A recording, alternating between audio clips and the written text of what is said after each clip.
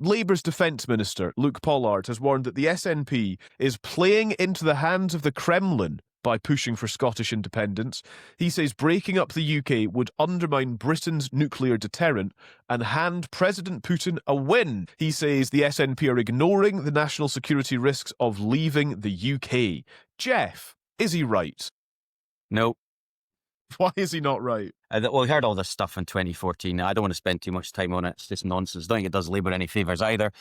The nuclear deterrent could be moved to another base and we could do that in an orderly transition. But I don't even want to give the subject too much attention. I think what's much more damaging to our security is leaving Brexit, whether it be economic or wider national security. I think what's much more damaging to our domestic security is relying ever more on fuel imports when we don't have to.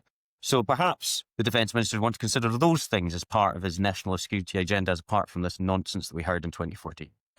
And the part of his suggestion is that the SNP pushing for the unilateral disarmament of the UK's nuclear deterrent means that you're playing into the hands of Putin and Russia. But I think that highlights, so your question to me and your question to Jeff highlight exactly where where I think the issue lies here, is that there's a presumption that with independence comes the removal of Trident, which I am not frankly convinced about. It doesn't have to. There's no reason why there couldn't be an agreement between an independent Scotland and the rest of the UK that Scotland retains the nuclear deterrent. And this is, I think, what is interesting politically, because obviously it's become a bit of a totemic policy for the SNP and the SNP membership, but that's not the same for the people in the country.